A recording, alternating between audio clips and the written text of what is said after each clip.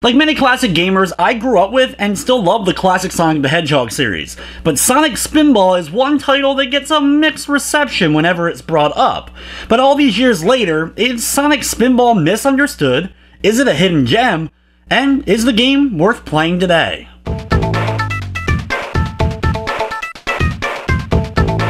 Sonic Spinball was released in late 1993 worldwide for the Sega Genesis. It would see a release a year later for the Sega Game Gear, and a year after that, that version was ported over to the Sega Master System, but only in limited regions, since the Master System had pretty much been long dead here in North America. The game was co-developed by Polygames and Sega Technical Institute.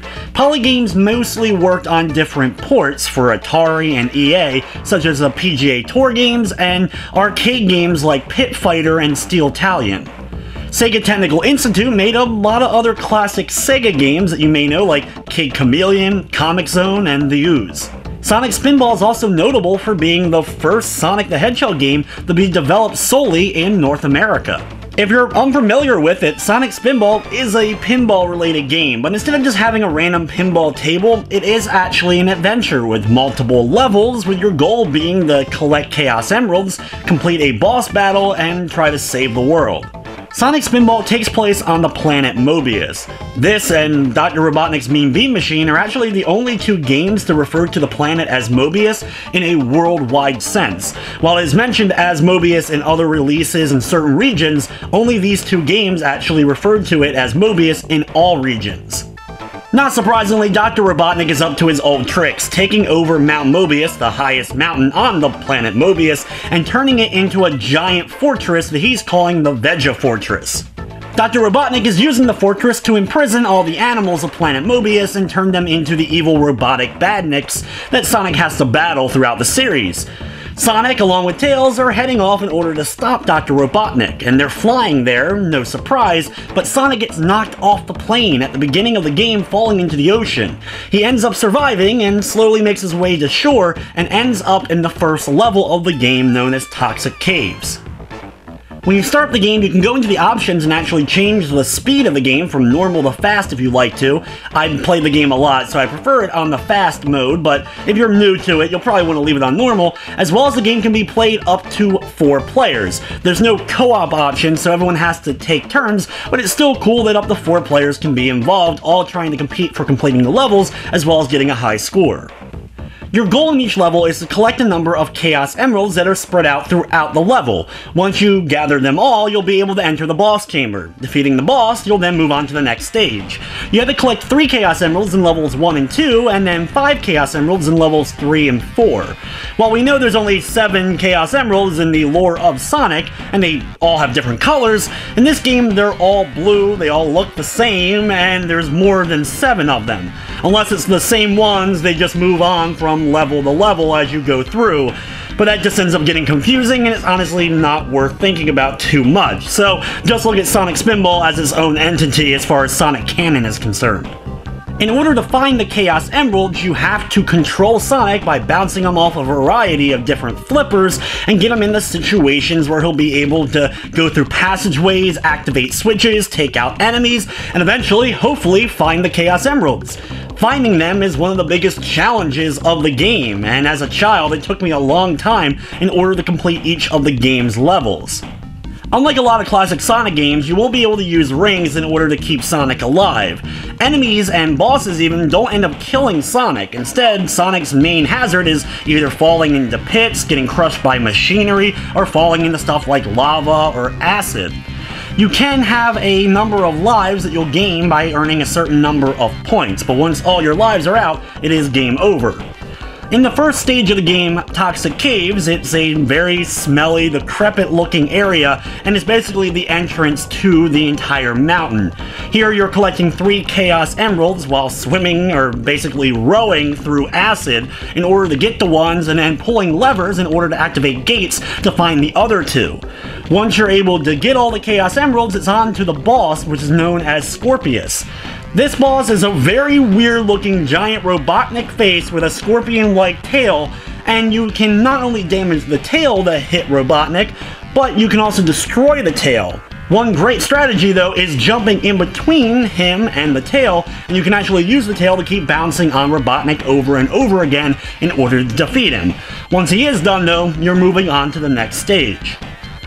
In between each level, there's a bonus game for you to participate in. There's nothing that you need to do in order to get these bonus games. Just beating a level, you'll have it. There's 3 that you'll see during normal gameplay, but the 4th one, you do have to do a little bit of extra. In fact, you can actually see this bonus game 4 times if you're able to get every ring in a level. Once you collect all the rings, you're automatically teleported to this particular bonus game.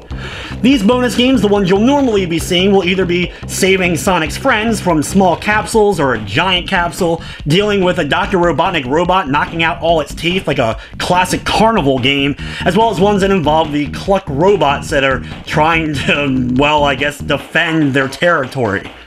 The second level of the game is the Lava Powerhouse.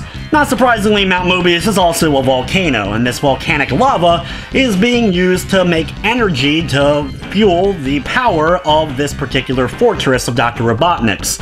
There's 3 Chaos Emeralds once again here. You'll have to use seesaw-like things to knock Steam up and knock Sonic up to higher platforms, bounce off these steam shooting things in order to make Sonic go left and right and get him up to a higher platform to find an emerald, or bounce off Cluck robots in order to get him into places. Once you make it to the boss after collecting all the Chaos Emeralds, this is the Roboiler. Basically, it's a boiler with a bunch of Robotnik faces in it, and you have to destroy every one of the faces. It takes a little bit of time to actually get above it and inside of the Roboiler, but once you're able to do so, you'll start bouncing around destroying the faces. Every time you defeat one face, though, Sonic will be taken out of the boiler, and you'll have to get him back in there as all the faces disappear for a small amount of time. Once you do destroy the Roboiler, we're moving on to the 3rd level of the game, which happens to be my least favorite. That level happens to be the Machine. The Machine is exactly what it sounds like. Here you're actually destroying the Veggie Machine, which is the contraption that Robotnik uses to turn the animals into the Badniks.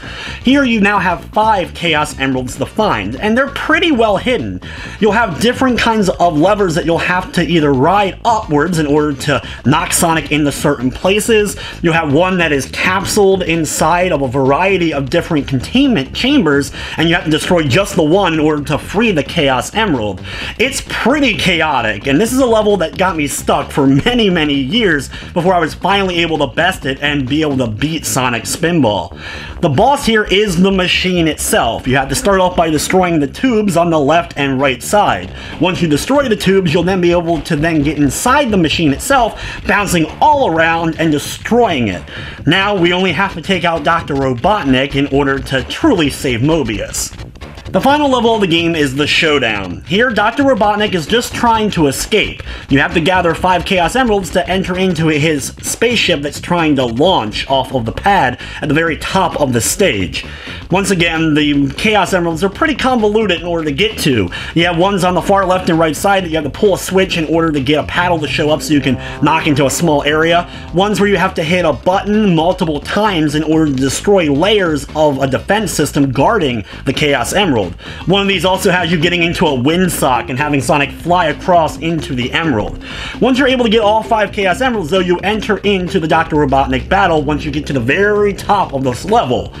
In order to defeat Dr. Robotnik, though, finally, you have to keep hitting his machine, a button at the bottom of it, in which case you'll take down his defenses. You then have to blast up the left or right side of it, and it's really kind of difficult to do so. Hopefully you've mastered maneuvering your Sonic so you can actually get him to where you want to go and hit the ship 10 times in order to destroy it, and thus defeat Dr. Robotnik. Sonic Spinball is one of those classic games that I played so much as a kid but was not able to complete it, and then years later I found out that the game's actually not as hard as I thought it was. In fact, can be beaten in less than a half an hour if you have a little bit of luck on your side. One of the things I find most interesting about Sonic Spinball is actually its connection to other Sonic media and Sonic video games. For example, the level of the Machine is actually based in concept from a level called Genocide City Zone that was scrapped from Sonic the Hedgehog 2. Some of those who worked on Sonic 2 would actually also work on Sonic Spinball, so it makes sense. We also saw connections with the Sonic cartoons, not only Sat AM and the Archie comic series, which had the characters like Sally Acorn, and we would actually save Sally, Bunny Rabbit, and a few other characters from that series in the game through the capsules in the bonus games. And this was actually the first time that these characters would appear in Japanese media when Sonic Spinball made it over to Japan. There's also connections to the Adventures of Sonic the Hedgehog cartoon, even though many don't really like that cartoon, though I always kind of liked it as a kid. We saw an episode that revolved around Mount Mobius, as well as an episode that was revolved around Robotnik creating a new fortress called the Pinball Fortress, so obviously an ode to Sonic Spinball. And many years later, Alton Towers, an amusement park in England, would actually name a roller coaster Sonic Spinball in relation to a few other Sonic-related stuff being in the park itself. While many who ended up working on Sonic Spinball wouldn't do a whole lot of other games outside of a lot of the Sega Technical Institute games, we did see Barry Bloom work on the title in the audio department, who would go on to do a lot of the sound and music for the Army Men series, as well as Howard Drossen, who not only did stuff for the Ooze, helped with Sonic and Knuckles, as well as would return many years later to Sonic with Sonic and the Black Knight. He was also responsible for some of the music in the Splatterhouse reboot. One of my favorite notes about the music in the game is the opening theme to it. On the last day of production, while the team was celebrating throwing a party for completing the game, members of the Sonic 3 development team showed up in order to see the game, and after seeing the opening sequence, they mentioned that the Sonic opening theme that we all know was included as the original opening theme here. They wondered why that was, since Sega wasn't willing to pay royalties to the original composers in order to have that song included in any other future titles. So, at the last minute, Howard Drossen actually had to go and compose a very quick song that ended up being the actual opening theme for Sonic Spinball. While we would never see a direct sequel to Sonic Spinball, we did get a Sonic Pinball Party released years later, though it had no connection to Spinball. But Spinball has been released on Virtual Console and in a variety of different Sega and Sonic compilations over the years, so it's still pretty easy to get a hold of. So I recommend giving it a look if you've never tried it before, or maybe you played it as a kid but haven't checked it out in years. It's worth checking out again. It's one of those games I appreciate, I think, more now and enjoy it even more now than when I was a kid, learning the mechanics, figuring out what I needed to do, and the fact you can actually control Sonic a lot of the time when he's in the air bouncing all around, which gives you an advantage in trying to put him where you want to.